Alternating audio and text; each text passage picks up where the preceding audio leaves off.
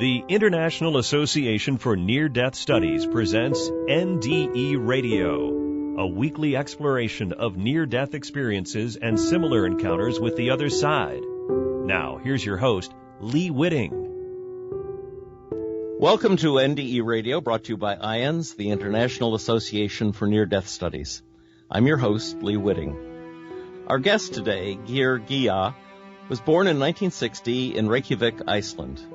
He began developing his own philosophy as a child, and instead of college decided instead to become a fisherman on Icelandic trawlers. When he was 20, he experienced a severe 4-story fall onto cement, which triggered a near-death experience and left him comatose for 10 days. What he experienced during those 10 days opened up a whole new dimension of understanding. Geir says it revealed to him the ultimate meaning of life itself. Following his recovery, he studied computer science and has worked in IT throughout his career. But he still used all his spare time to study everything he could find relating to religion and ancient myths, searching for insights that could match the revelation he experienced. Later, he began to focus on the metaphor of both the Bible and the Icelandic sagas as he found relationships between the symbolic stories and his own experience. He started word by word and sentence by sentence to analyze the text and soon found the connection between his own experience and the metaphor of the Bible. In 2013, Geir moved to Canada, where he married his remarkable wife, Susan. Today, he is the author of I Is God, The Journey Begins, the first of 5 volumes, taking a deep dive into the world of religion and spiritual understanding. Geir, welcome to NDE Radio. Thank you, and I'm happy to be on your show. Well, we're happy to have you, Geir. Geir, you've said you were interested in a deeper understanding of reality when you were still a child. Now, tell us about that. The reason was that when I was very young, like I talk about in the book, that people were talking about the weather and how the sky was blue and beautiful. And this question stuck in my mind, who said the sky was blue? Mm. And from there, I start to analyze everything in this perspective. What is the cause of all this? What is the reason for all this? Hmm. Did you ask your parents for explanations, or did you just try to think it out for yourself? Well, I tried to ask for explanations, but I soon realized that I wouldn't have any answers. So I had to explore myself. Yes. Well, Geir, let's move on to the time you were 20 and you had this terrible fall. How did you happen to fall 4 stories onto concrete? Like it says, it's an accident. And was it from a building or from a ship? Yeah, from a building or outside of a building. Wow. Was it from a window, or were you outside working on the building? From a window. Wow. That's quite an amazing thing that you survived that. And then you were in the hospital and in a coma for 10 days? Yes, but there was also, the thing is, when I was on the way down, it was like time stood still, and I could look around because I was stuck in the middle of the air, and I could realize all the circumstances, and I knew exactly that there was concrete beneath, and it was like I could have, I was given time to adjust to what was going to happen, and then seconds later it was like, I hit the ground. Mm-hmm. But I didn't lose consciousness. I was conscious until the ambulance came. And when I was in the hospital, I decided to lose consciousness. Ah. Now, when did you have your near-death experience? Was it when you were unconscious? Yes, then I was in intensive care for 10 days. And in that state, and what did you see when you were having your NDE? I mean, what was the experience itself like?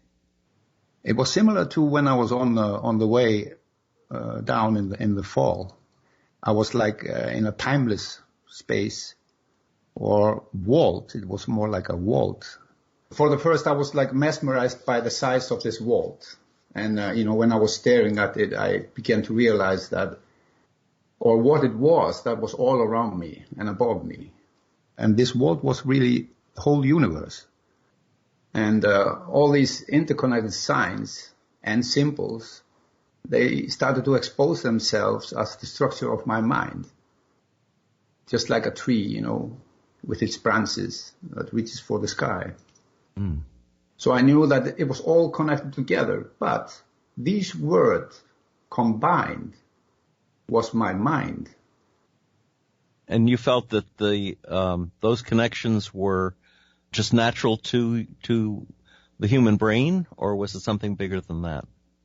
No, what I realized was that our consciousness is an independent entity outside our mind. We assess our consciousness. When we open our eyes in the morning, we are opening up our mind. Because when we are sleeping, for example, we are not in touch with ourselves. And it's like the child, when it's young, it's playing by itself. It doesn't know anything about itself. It's not until later that it realizes what the word I means, and it becomes to the senses of itself. Mm. So it's like when you sleep a dreamless night, you are nowhere. And like before your first memory as a child, you are nowhere.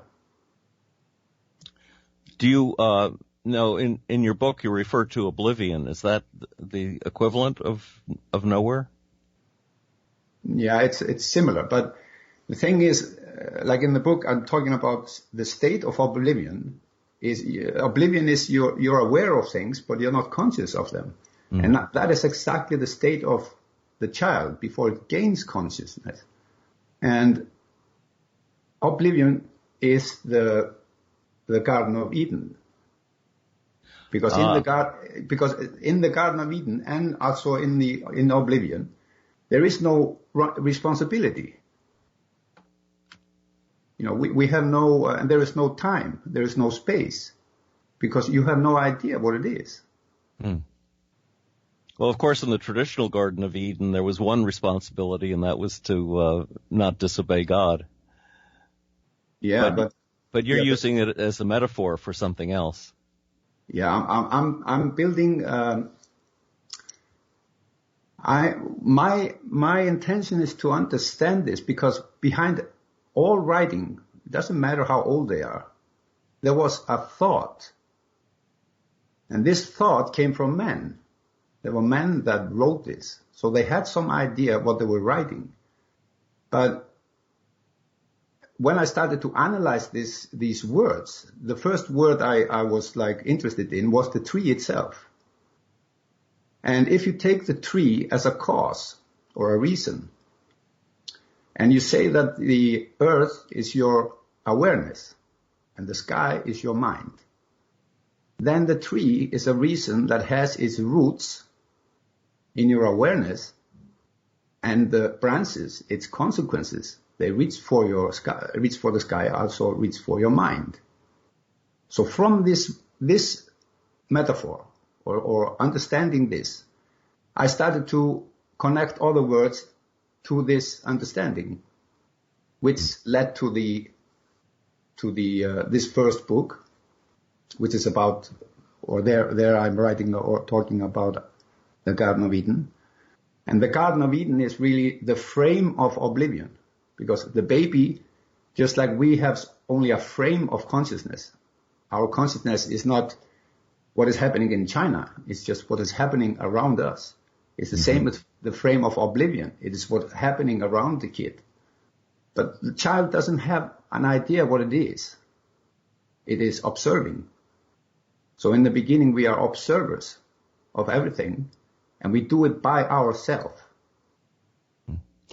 When you were seeing these lines, when you were going through your NDE, did you make the comparison to the tree? Did anyone, did you see another being, or did you have a feeling that you were getting information, explanation, I should say, of what the lines meant? What I understood, there was a voice without a face, but this voice was like whispering from all the branches of these lines. But these lines formed a tree, so there was like a root of all these lines. And I began to understand that all the branches was like the structure of my mind, but the tree itself was the word I. And what were the branches saying to you? The symbols were telling me that words, which are also thoughts, is the only reality of the human being. And the human being cannot reside anywhere else but in words. Because words, they bring spirit and they bring life. And and the main reason for all words to be recognized is this singularity, this one word that everything else resides on. Because if we don't understand what the word I means and what it stands for, we are not conscious. But the minute we understand what it means, we gain consciousness. But the consciousness is already here. It's not that we brought something with us. We are accepting the consciousness of ourself. Right. It's like, the people, or like they're talking about that the consciousness like leaves, like we leave the body or out of body experience. When we go to sleep, we are out of consciousness. We are not conscious. We are not conscious of ourselves. So what this was revealing to me was that there is one self and one consciousness. And we are like reflections of this one self and one consciousness. That's why it doesn't matter which color you are, or race, or where you're born. It doesn't matter. We all have access to the same self. And this self, we know that, like I describe in the book, life itself becomes ourself by the recognition of the word I. Because the word I represents ourself. Why do you suppose there are so many branches intertwined and weaving into one another and out of one another, and roots that do the same thing? Why isn't it just a direct channel from the earth to the heaven? Because the branches are representing the many fields of our consciousness. That's why in the stories they are going from country to country. They're going from different fields in our consciousness. Our consciousness is built up, like it's mentioned in, for example, the Revelation book. There are 4 winds of heaven, or 4 winds of earth. And in the book I'm talking about, they mention it when they are talking about that there is a pond that is streaming from Eden. And there are 4 rivers, 4 streams.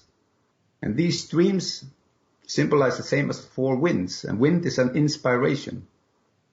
And these 4 inspirations are philosophy, science, culture, and art.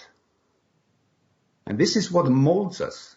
These inspirations coming from the 4 realms of ourself, which resides outside. It's already outside us. It's not that so death is is sleep. We can sleep just like every night, like the disciples, they asked Jesus. So if that's the case, don't we die every night? You say in the beginning of your book, The word I is the Alpha and the Omega, the beginning and the end, the first and the last.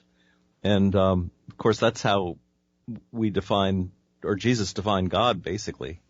How is that, and how do you understand that as being encapsulated in the word I? Everything starts and ends with the word I. The minute you are aware of it, you're conscious. The minute you are unaware of it, you're unconscious. So it's like at the beginning of the end. But you're not saying... But the thing is, in the the word I identifies itself and it becomes yourself. But before, it talks about that the spirit of the word I is looming over the water. So he is, over the waters, which is your life emotion. So Jesus as the spirit of the word I. And then there is God as I. Right. And the word I is like, it's unbreakable. It's undeniable. We cannot lie to ourselves. And the spirit of the word I represents ourselves. We cannot lie to ourselves. It's the same thing as we cannot forgive ourselves. It is only ourselves that can forgive us. And people who have experienced that, they know exactly what I'm talking about, because the relief that comes with that is unbelievable. It's very easy to say, I'm gonna forgive myself. You have no idea where you're gonna turn to do that. When most people think of I, they think in terms of their own ego, of their individual bodily existence. It's a much smaller vision than what you're talking about, isn't it? Yeah. Soon I realized that there was something odd with this word God and the word Lord. But later I understood that we use, like you say, we use the word I when I am going to go to the store, I am going to do this, or I am going to do that. That's our personal I when we are referring to what we're going to do or something like that. And we talk about I'm doing this for myself. But that's why they created the word God, to distinguish this one eternal I from your I, this everyday common I we use. And then they created the word Lord to distinguish the one self from this little self we use in every day.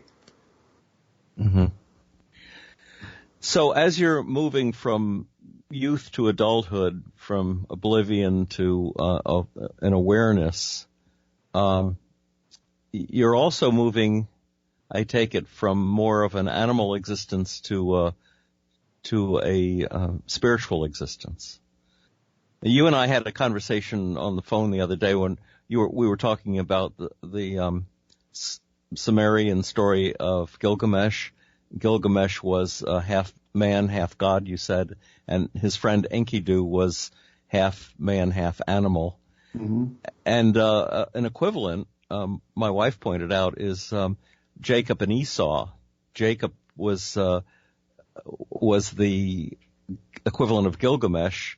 Esau, who was described as a hairy man who liked to go hunting and provided meat for his father, and all of that, was more of an animal man type. Mm-hmm. So this is a parallel that seems to run from Sumerian to Judeo-Christian theology. How does that evolution take place for everybody, or is it just something that some people experience? So, just like everybody enters the Garden of Eden, everybody has to leave. About Jacob and Esau, as I see it, Jacob is the spirit of attention, but Esau is the spirit of the observer. And the spirit of the attention is surely going to take the so-called birthright of the observer. It's just describing in details what happens when the observer, as we are, as children, has to give in for the attention, because the attention becomes stronger. And they are both hunters, because they are everywhere. They are all around and everywhere. When you talked about the tree, were you thinking about the tree in Eden? Were you thinking about the knowledge of good and evil, or the tree of life? The tree of life and the tree of understanding of good and evil is the same tree. I think that myself. It's interesting that in the I don't know about your Icelandic Bible, but in our Bible it says that they describe both trees as being in the middle of the garden. Well, you can't have two trees in the same spot unless it's the same tree, or unless they have totally intertwined, like apple trees will wrap around one another.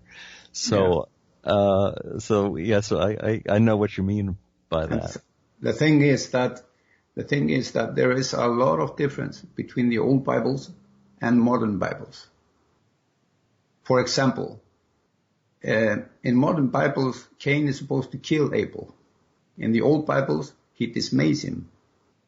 There is no mention that he kills him. And there's a lot of difference understanding what this is about when you in the old text. And then again, the Icelandic language is so detailed and rich in the descriptions. It's really hard to put the full understanding of the Icelandic language into English language when you're translating this. Because one word can describe a huge thing, but you would have to write maybe one or two sentences in English to describe the same thing. And that was the most difficult thing in all this. But the old Bibles are very detailed in what is happening in every story. So how would you say the Icelandic Bible differs, say, from the King James Bible? From the King James? Yeah. Is the content different, or is it just the power of the words? Yeah, it's mainly the words themselves are different.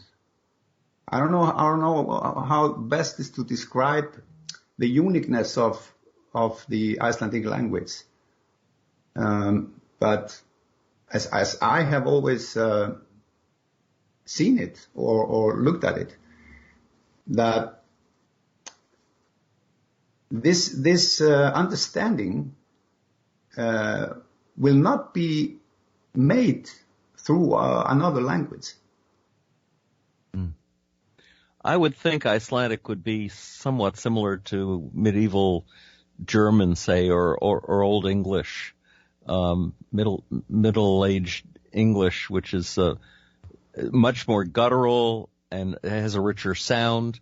And I think the imagery is probably more powerful too, although I'm not an expert on it.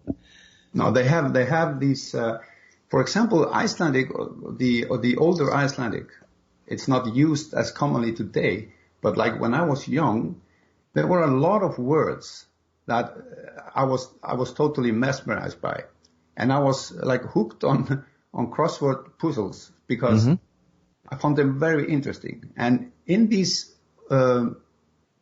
puzzles, there were so many words I learned. So I understood that, okay, so this word has the same meaning as other words. And later, when I was like analyzing the text of the Bible, this helped me a lot. Wow. If it's okay with you, I would like to carry this on to a discussion in next week's show where we might be able to discuss, for example, in this first of your 5 books that you're planning to write, you're dealing with Genesis. I would love to explore the different stories, the Noah's flood and so forth, and how you see that as a metaphor for the human condition. We'll put it that way, I guess. It might not be exactly the right way to frame it.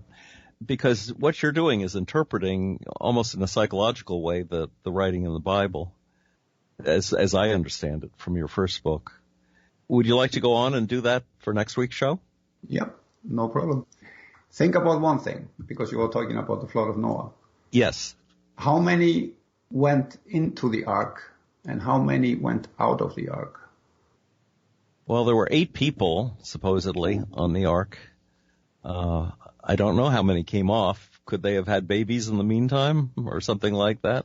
No. Pay attention to that when they enter the ark, the Lord is supposed to close the door, right? Yes. Was he outside or was he inside? Or was he both? Mm-hmm. These are exactly the details that the Icelandic language describes so well. So when you understand the language and the words, and that one word can have 3, 4 brothers or sisters, meaning the same meaning, then you start to realize that things are not exactly what they seem. And for example, in the Revelation book, which is my last book, it says, this is for the one who reads in the text. It doesn't read the text, but reads, like we say, between the lines. What is really in the text. So in modern language, that would be metaphor or allegoria. Yes. Because, like I said, they knew what they were doing. And there is no way that civilizations that built pyramids and all this stuff, that they didn't know what they were doing. No, and they understood the power of word, too. Geir, we're out of time for today's show, but let's continue this conversation, if that works for you. Thanks for being with us today. Folks can listen to this or other past shows by going to our website and hitting the Past Shows button.